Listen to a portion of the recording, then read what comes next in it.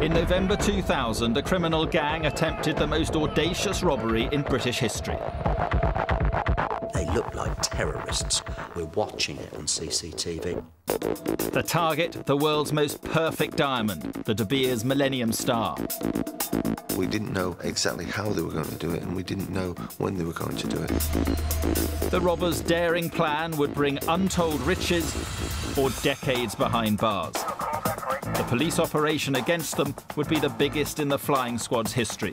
We were actually ready for a war, quite frankly.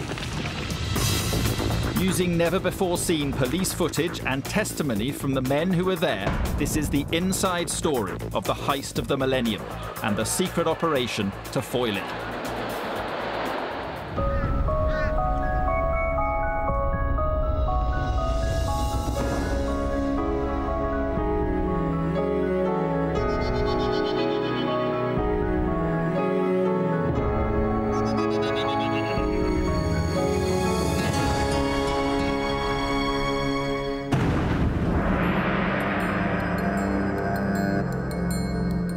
London's Millennium Dome, scene of the biggest diamond raid in British history. It was a story that made headlines around the world, but for the police, it all began 9 months earlier. In February 2000, flying squad officers based at New Scotland Yard received reports of a dramatic incident 3 miles away in Battersea. For John Shatford, the squad's acting head, it marked the start of the biggest case of his career. I could hear down the corridor from my office a lot of activity on the radio. And with that, Lindsay came running down and said, I think there's a terrorist explosion or something is happening at 9 Elms, but it might be a robbery. I said, well, I've got to get there. Shatford and his team raced to 9 Elms Lane, a busy main road that hugs the south bank of the Thames. When he arrived, he was faced with total devastation. It just looked like the scene of a street in Iraq or somewhere. And then picking around what had actually happened there, you could see this was something quite exceptional. It soon became clear that this was not a terrorist attack, but a failed armed raid. Come on, do it, you slag! Open the fucking door! In their attempt to steal the cash from the armoured car, the gang had built a fearsome weapon fixed to the back of a lorry. One of the vehicles the robbers were going to use was like a self-made battering ram. It was a flatbed lorry, and on the back they'd welded this big spike, and the intention was to ram it into the back of the security van, open it up and take the cash. No! Get the door open! The £10 million robbery was only prevented when a driver blocked in by the gang's lorry took their keys in anger without realising a raid was taking place. When they went to get this battering ram and get in the lorry, of course the keys are missing, and they can't do it, and they can't go through with it. With their battering ram put out of action, the frustrated gang set fire to their vehicles, then escaped on foot to the nearby Thames. They had a boat waiting on the water for them, an inflatable dinghy. They jumped on that, and they were away the other side of the water towards Chelsea, and somehow got away.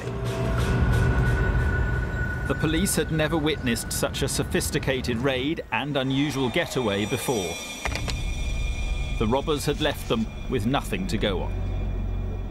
It was meticulously planned, both in their execution and also their attempts to prevent the police gathering forensic evidence, i.e. by exploding the vehicles that were used in the job. With no suspects and no forensics, the flying squad decided to focus on the gang's distinctive means of escape, the getaway across the river. This was unique in my experience. I mean, the fact that they were going to use a boat to escape in this way. So from there, really, we went back to Scotland Yard and started looking what other cash depots around the country might be near a river where this plan could be used again. For the police, the well-planned operation meant only one thing. The gang were going to strike again. From then, it was like a ticking clock. This was only a matter of time. When a gang commits an armed robbery, the flying squad can normally expect to hear about it from their network of informants. But as far as this raid was concerned, the underworld had gone quiet. No tip-offs, no inside information, no clues. And faced with such total silence, all the police could do was wait for the gang to strike again. And they didn't have to wait long. Armed and masked robbers used a van equipped with a steel spike to ram the Securicorps van early today. Aylesford in Kent. This time the masked gang got even nearer to the cash. They were within seconds of grabbing the money when an unexpected vehicle appeared on the scene. And a police car that happened to be passing interrupted them. They shot at the police and they made good their escape by driving down to a very close river, the River Medway, and away on a speedboat. The robbery and the getaway bore the same hallmarks as the Nine Elms raid. And any lingering doubts that the gang were one and the same were soon dispelled. On the Nine Elms raid, one of the robbers rather humorously had written the word Gertie on the spike. Down in Kent, it could have been a carbon copy. On the back of that spike was written Gertie 2, and then just below it a sign saying, "Persistent, aren't we?" So there was no doubt in my mind whatsoever that this was the same team involved. But the robbers' overconfidence was badly misplaced. Within hours of the Kent raid, the police would get a lucky break that would unmask the identity of one gang member and eventually uncover the plot to seize the world's most precious diamonds. Within minutes of the Aylesford hold-up, police knew they were dealing with the same gang who'd used a lorry-mounted spike in the Nine Elms raid. And within hours, they got the first clue to one of the robbers' identities. It came from a lowly constable in Kent CID. He had been reviewing newspapers on the day of the Aylesford robbery, and when he was looking at the photographs, he actually thought he recognised the flatbed lorry on which the spike was. The officer had recently investigated reports of stolen vehicles being stored at an isolated small holding called Tong Farm. So he went back through his intelligence and he found that that vehicle he'd seen going into Tong Farm a month or so previously. Tong Farm was owned and run by a family called the Wenhams. 33-year-old Lee Wenham, a scrap metal dealer, was well known to the police. He was notorious down in Kent. Not particularly high caliber, but a certain nuisance down there. So when we did get on to this, it's just hopeful now that we might have a base for where the criminals are operating from. With the gang possibly linked to Tong Farm, the flying squad and Kent police launched a joint surveillance operation. For weeks, the comings and goings were closely monitored.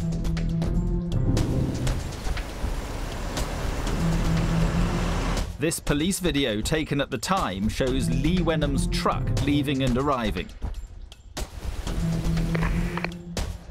Stolen vehicles, including this yellow JCB digger, were also recorded. But more important were these images. Wenham had company. We didn't exactly know who they were, but they appeared to be these heavy criminals that we thought had probably come from London. The visitors were later identified as Ray Betson and Bill Cockram, career criminals well known to London detectives. That was a real eureka moment, because when we realised we had someone of the pedigree of Betson, someone that we considered to be extremely dangerous, and someone with the capability and wherewithal to plan the job of this calibre. And that really started to put this on a totally new level. Despite his reputation, Betson had relatively few criminal convictions. Raymond Betson is a very charismatic character. He has a fairly limited criminal conviction, which only goes to show that he was very, very good at what he did. Cockram was Betson's right-hand man, his lieutenant. If you were to see him in the street, he's just a middle-aged man. But once again, you know, amongst the criminal community, Cockram himself had a presence as well. Police may have spotted Betson and Cockram at the farm, but they had no evidence linking them to the armed robberies.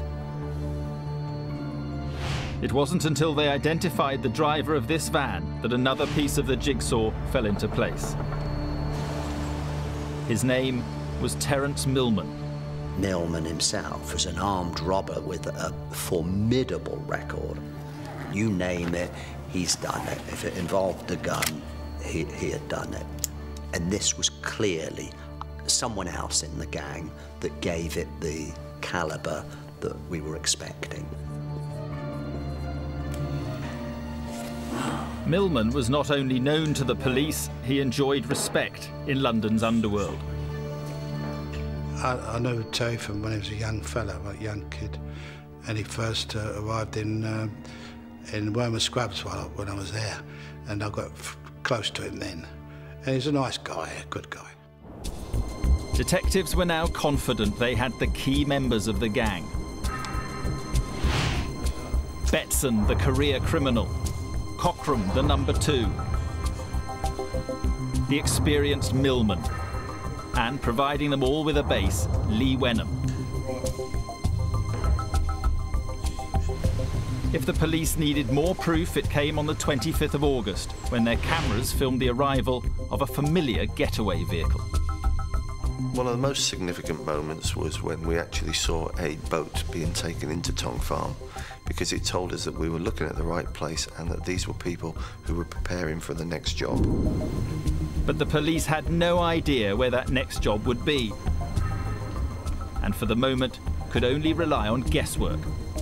We'd actually had officers deputed to actually gather as much intelligence as they could around potential targets that might be at risk, and we drew up plans around possible locations at the time. It really was that wide at that moment. And it was only by sort of networking resources that we could actually drive this forward. The flying squad and Kent police met regularly to pool intelligence. At one of these meetings, it emerged that Lee Wenham, rather than planning an armed robbery, appeared to be organising a family day out. Lee Wenham was looking to purchase a family ticket, and the price of the family ticket, I believe, was around about £58. Yeah. And we researched that, and the intelligence picked up that the cost of a family ticket to go to the Dome was £58. The Millennium Dome in Greenwich was the site of the largest exhibition in Britain. But throughout the year 2000, it made headlines for all the wrong reasons. Massive overspends, poor attendances, and critical reviews had dogged it since day one. So at least someone's visiting the Dome, and it started to sound a bit odd. Well, why would he go to the Dome? You know, it's on the news every night that not enough people are going. And someone just threw out, it was a DI who was at Greenwich, just threw out across the, unless they're going to steal the Millennium Diamond. The diamond, known as the Millennium Star, was the centrepiece of a £350 million De Beers exhibition. This dazzling collection would make a tempting target for any determined robber. I remember it suddenly hit me. I thought, my God. And I'd visualised that river, the Thames, bending around the Dome. And it's something that you really, really want to be true, because it's actually so extraordinary that you think this would be absolutely sensational. If the gang were planning to rob the diamonds, the flying squad would need to follow Wenham's every move during his upcoming visit to the Dome. To do so, they used a cover story to infiltrate an officer into its CCTV control room. We managed to get Sean Allen to go into the control room, look at the cameras, purporting to be looking for drug dealers. That cover story enabled us to turn cameras, focus cameras, zero in on people, and we kept up the pretense for quite a while that we were actually, let's say, looking for street dealers who were plying their trade. On the day of the visit, Wenham left the farm accompanied by a woman and a child. As he arrived at the dome, he had no idea he was being watched. I was controlling the cameras inside and outside.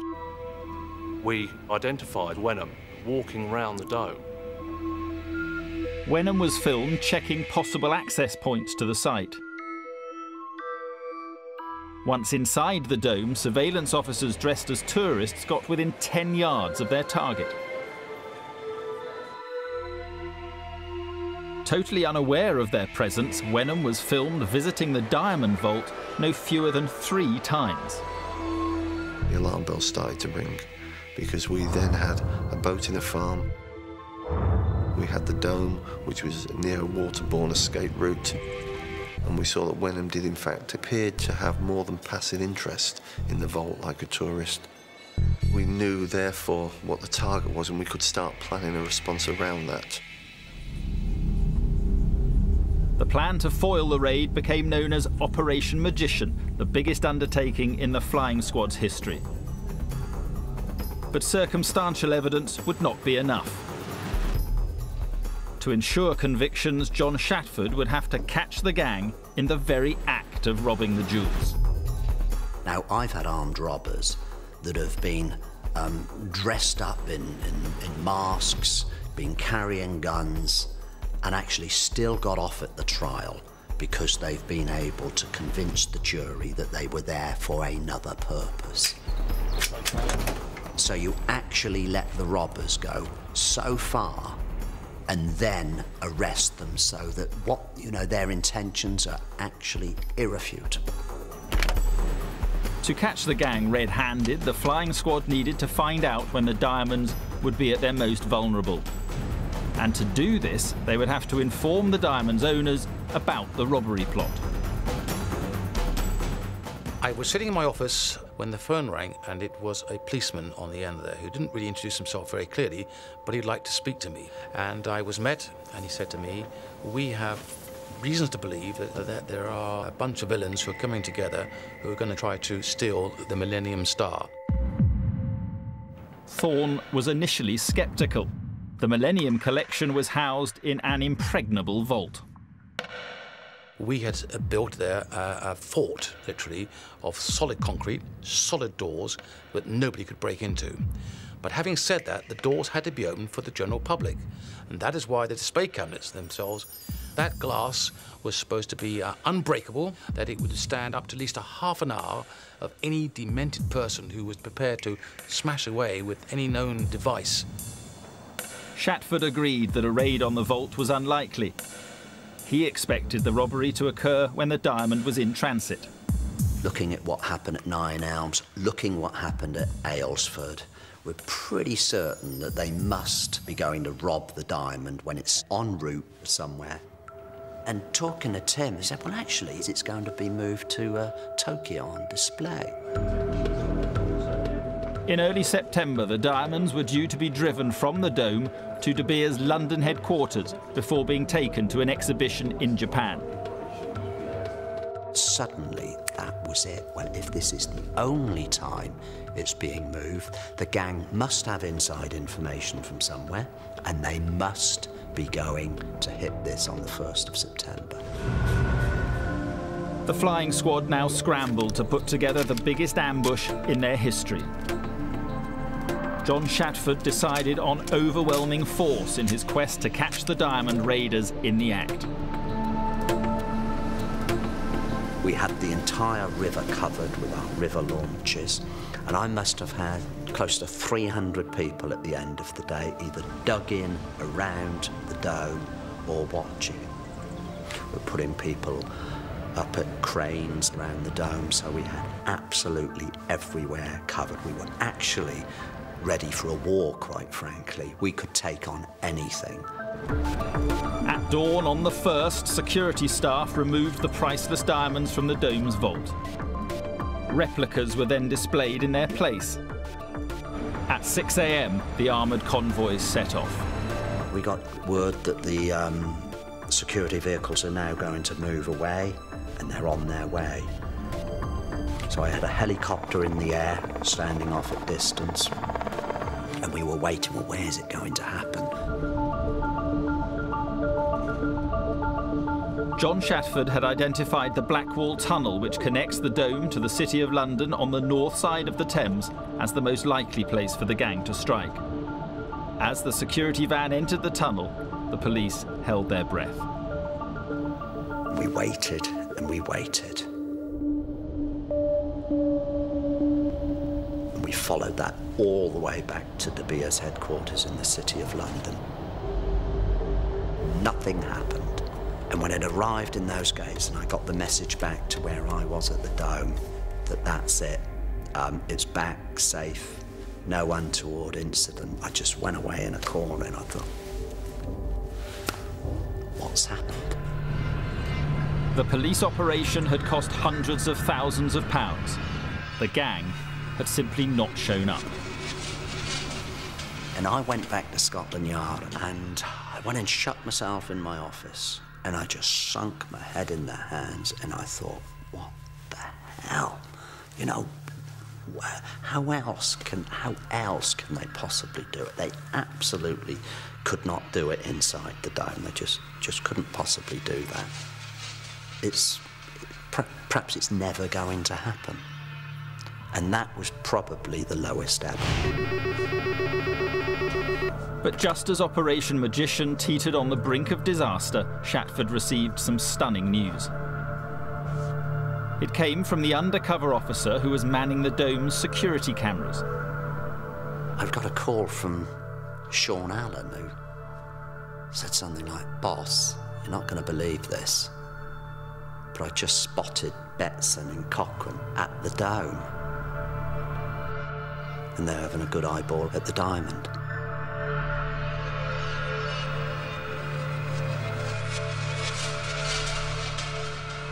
You could see Ray Betson and William Cochrane walking around the Dome. And I was euphoric because we had actually seen them still there. So for us, the job was still on. The gang appeared unaware that the real diamonds had left the country and that the stones in the vault were mere replicas. We were more confident that they did not have an inside agent because otherwise they would have known that these diamonds would have moved at that time. And he's talking me through it, he's telling me what's happened, and I could feel myself lifting and thinking, my God, it's still on. And not only that, it's still on, but Christ, this can only mean they're going to do it inside the Dome. By the autumn of 2000, police knew the gang they were tailing were planning to snatch the priceless De Beers diamond collection from inside the Millennium Dome. In order to catch the robbers in the act, the flying squad needed to set up what was clearly a risky armed ambush in a very public place. But such an audacious plan was not what the man in charge of the Dome wanted to hear. I was not a happy bunny at all, and I was not ready to cooperate, and I very openly said, you know, I'm going to stop you. I'm going to do everything in my power to stop you do this, you know, because I don't care. This is my world, this is my tent, these are my people. You know, it could have been the biggest bloodbath ever. Then, of course, we have to put another perspective on that and say, well, look, hang on. This gang is very, very dangerous.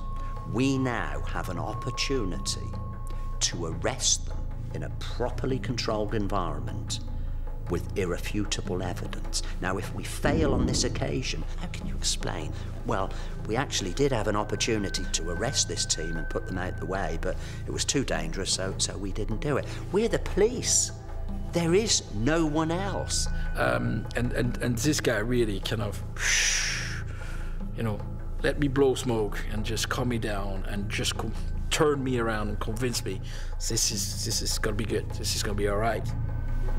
As senior officers gained clearance for their armed ambush, undercover colleagues kept their targets under surveillance. And that would soon unmask a fifth member of the gang. This police footage shows Betson and Cochrane in a Bermondsey car park meeting a man later identified as 29-year-old Aldo Chirocci. Chirocci, a failed property developer with a taste for the finer things in life, seemed an unlikely armed robber. I don't know if he came over as a playboy. He certainly was not of the same robber ilk as the rest of them. More educated, and he would have been the odd one out in the pack, but he had a role to play as well. With 5 of the gang identified, the police now concentrated their surveillance on the getaway vehicle. Because we knew the robbery would involve a boat, for that reason, if we stayed with the boat, we would get the ultimate target. We could never be 100% sure that they weren't planning a secondary target, maybe to move on to.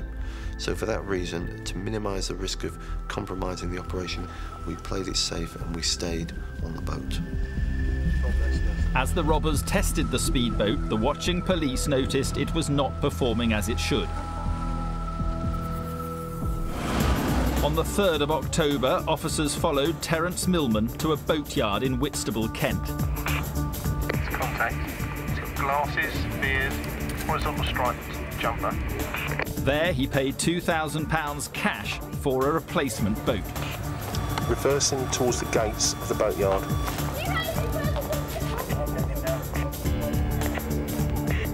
The boat is being manoeuvred towards the back of the transit.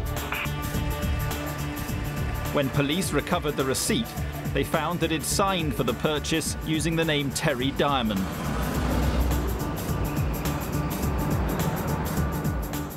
But while detectives were sure the boat would be used for the getaway, they were baffled by the other unusual vehicle they'd seen the gang testing. The yellow JCB. We identified that the robbery gang would use a JCB in some part of this robbery. We did not have any idea what they would use it for. But officers were confident that the date of the raid was drawing near. The gang's activity was increasing, and on October the 6th, the JCB was tailed from Tong Farm to a derelict coal yard in Plumstead, South London. Contact, the JCB. This secluded place, just a few miles from the Dome, was to become the forward operations post for the gang. And with the real diamonds back at the Dome after the Japanese tour, the stakes could not be higher. There's this general air that we must be getting close to the robbery taking place. The gang carried out some form of work on it. There was a lot of banging, I think some welding. We didn't know what was taking place, and indeed we did not know what this was being used for. But it was a mystery throughout. What on earth are they going to do? Not knowing how or when the gang would strike presented the police with huge logistical problems.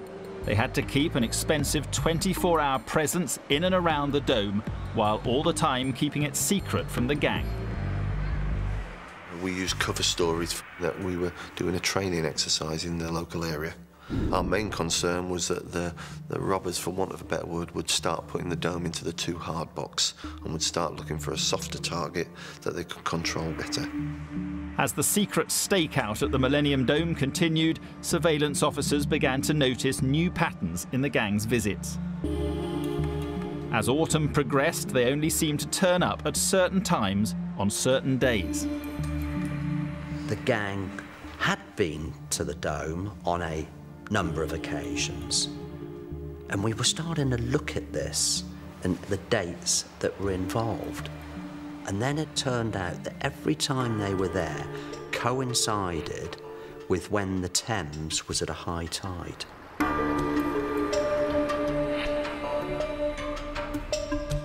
We had a survey done of the river by a Thames branch who actually indicated to us that there was only so many spots along the Thames where a boat could be put in or taken out of, and there was only about a 30-minute window of opportunity on every tide. We could then look on the calendar and follow the same date, so whenever it was a high tide, I could deploy and in strength. The next high tide was due at 9:30 a.m. on Monday, November the 6th. At this time of day, the Dome and its diamond vault would be open to the public. As Shatford prepared his men, he knew that any mistakes would have far-reaching consequences. If we got this wrong, we're talking here, the reputation of the Metropolitan Police, maybe its ability ever to carry on and tackle crime in this way again. I always knew that this is going to be the end of certainly my career if this goes wrong. At 2 a.m. on the 6th of November, Shatford deployed his units at the Dome. What we had to do was smuggle people in, firearms officers, flying squad officers, surveillance officers, in the back of furniture remover lorries or whatever we chose to use. And, you know, we were talking about probably 100 people at a time. Some of our officers went in pretending to be employees of the Dome. Some donned cleaning uniforms, some donned tour guide style uniform. I had firearms officers dressed as cleaners. They had their weapons in bin liners moving around.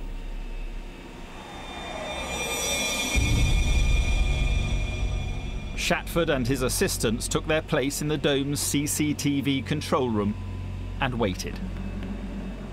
At 10 to 7, the first reports came in that the JCB was leaving its hideout. Vehicle is on the move, towards the gates. As it was getting lighter, we're getting reports, yeah, the JCB, there's movement down at the coal yard. So I thought, this is it. It's all coming now. Let's just prepare for this and let's just get ready. But as the police waited, they suffered a stroke of bad luck that threatened to wreck the whole operation. And then just as we're getting reports, yeah, they must be close, there's an accident outside the front of the Dome. We thought, oh, no. The police are called, and we have a traffic car there, blue lights flashing, and worst nightmare. I was just pacing around the room thinking, no, I just can't believe this. Spooked by the police car, the JCB turned back and the boat withdrew. At the last minute, the raid was off. Well, they've seen the police, that's it. That must be the end of it. End of story. And we're finished. Although Shatford thought he'd blown his final opportunity, he decided to have one last look at the tidal charts. And I thought, well, you know, we've only got the high tide, for we're looking at the maps again, and you know, you try to find virtue in anything when you're up against it. And we thought, well, I suppose you could argue that the tide is slightly higher tomorrow, so it might be that they will go again. The next morning's high tide would be Shatford's last chance. Not only was the spiralling cost of the huge operation raising eyebrows at the Home Office, but the police had also received news that the operation may have been leaked to the media. Keeping the plan secret for much longer would be impossible. So I thought, we will deploy tonight, we've got to. And I briefed the officers that night, knowing that this is out there, of course, that there are people in the media that know about this, and this truly is the last shot we've got at this. I say, look, we've been so close, but this is the one.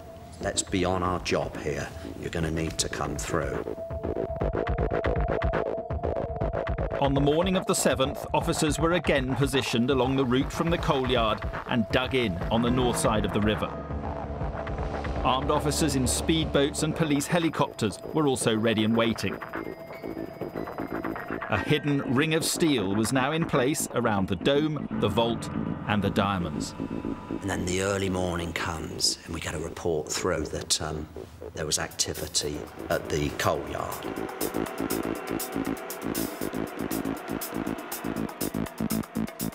And then we got reports that the boat was on the move. Police cameras picked up Millman at the wheel.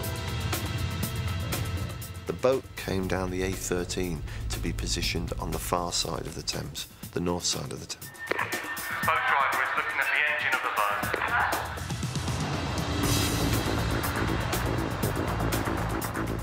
The JCB's getting close. It's at the top of the roundabout. And as they're getting very much closer, and then another report goes, the boat is on the water, it's just done a drive-by. Christ, this is it. At 9:29 a.m, as the first tourists were arriving, the JCB, driven by Betson with 3 other robbers hidden in the modified cab, was spotted on the final approach road to the dome. It negotiated its way very slowly through the sand and gravel pits that ran adjacent to the dome.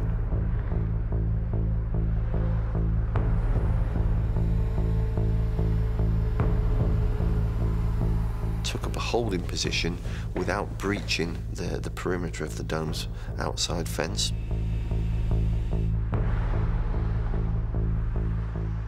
I asked the security at the dome to call certain members of staff for a meeting so we could put ourselves in place. Police officers are gradually taking over from dome staff. And then what happens? But a coachload of children turn up right where we think the robbers are going. It was worst nightmare scenario. The robbers are just minutes away. And as quick as anything, I mean, we got people down there and we just whisked them away.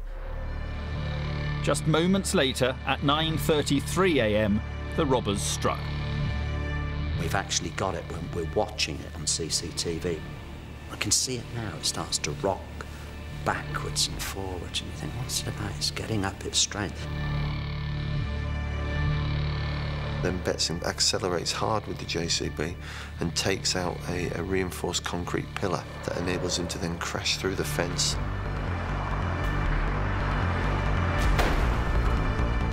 It was an incredible sight to see. Even at that point, we had no idea that they were going to go this far with the JCB.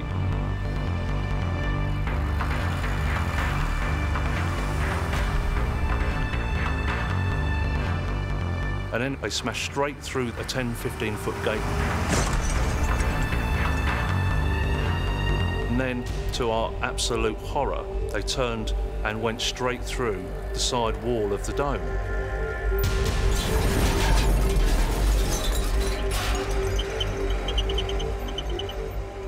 As the JCB careered onwards, the boat began its run towards the dome's landing stage.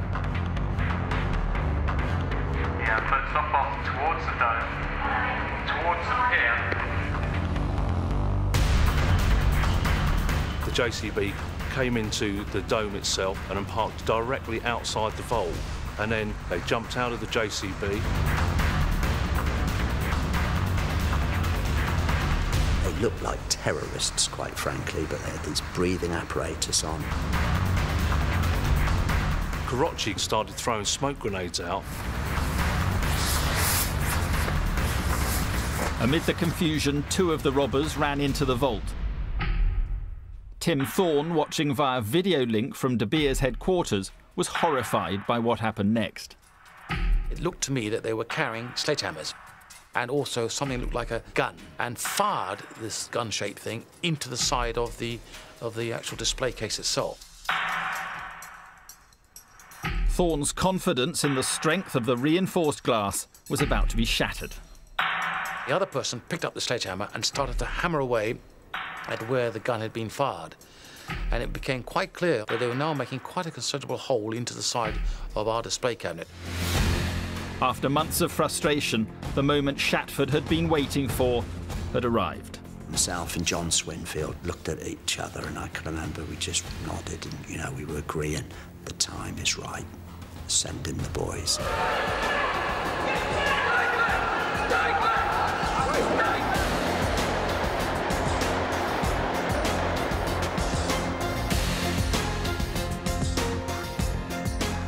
We've got 2 boats going on it now.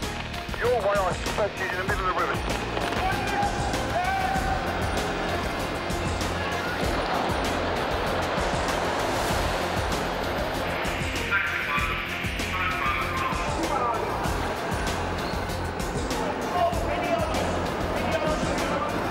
Drink, your one's by the Millennium Pier. Your one is by the Millennium Pier.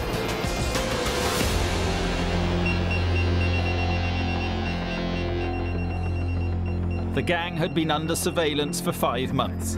The ambush was over in less than a minute. Now it was time for the interrogations and the trial. Although the police had deployed massive force to foil the robbery, the operation passed without a single casualty. I'm waiting to hear that we've shot someone. And I got the message, no one injured. And I thought, it's here, we've done it. Betson and Chiarocci were arrested outside the vault. They gave up without any resistance at all. They were overwhelmed by the police response and the fact that action beats reaction.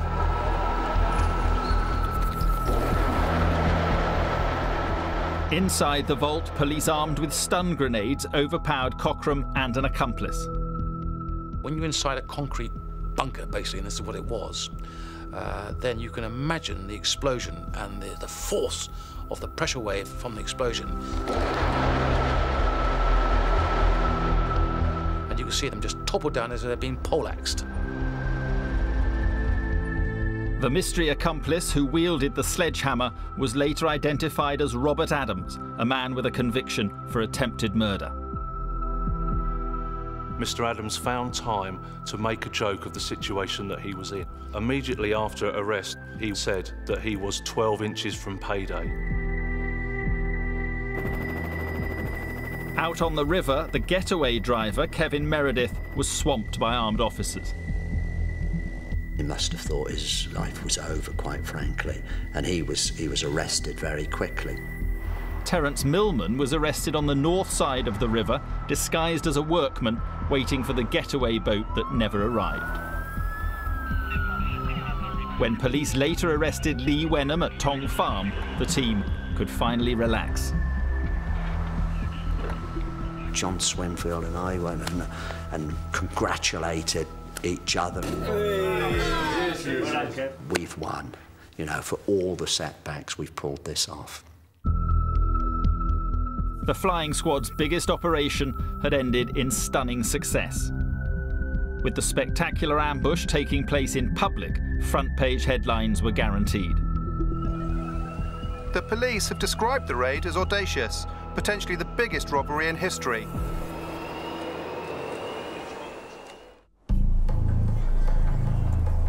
Almost exactly a year later came the trial. The court heard how sophisticated the robbers' plan had been. The judge did ask me what did I think of their attempt, and I told him I thought it was exceptional and it was brilliantly executed. And as I said that, all the crooks had the thumbs up as if, well done, that's exactly what we thought as well. But of course they'd been trapped. It emerged that Cockram had used an industrial nail gun to weaken the supposedly unbreakable glass around the diamond. I don't quite know how they knew that those nail guns would able to penetrate that glass, but it did. It worked perfectly. 10 seconds, they got a hole into the glass. It was revealed that Robert Adams had only joined the gang the night before the raid. That sounds very strange to me. Someone must have pulled out who had knowledge of it, and they had to replace the man. In an attempt to reduce the charge of armed robbery to one of simple theft, defence lawyers argued that the gang had not used firearms on the raid. The main crux of the robbers' defence at court was that they didn't have any weapons. They were trying to portray that they were no more than accomplished shoplifters doing a smash and grab. The reality was the level of planning, their appearance, the fact that they looked like paramilitaries, the fact that they were going to use this JCB as a tank, effectively, all didn't cut in the eyes of the jury, and they quite clearly brought in the right verdict.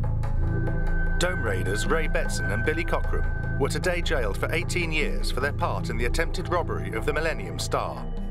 Fellow gang members Aldo Chiarocci and Robert Adams got 15 years. The boat driver, Kevin Meredith, got 5 years for conspiracy to steal. Lee Wenham received 4 years for his role in the Dome robbery and a further 9 for the Aylesford heist. No other gang member has ever stood trial for either the Aylesford or the Nine Elms raid. The last member of the gang, Terence Millman, died of cancer in prison while awaiting trial. In the years that have followed the trial, one rumour about the robbery has refused to go away. Had the gang been working for someone else?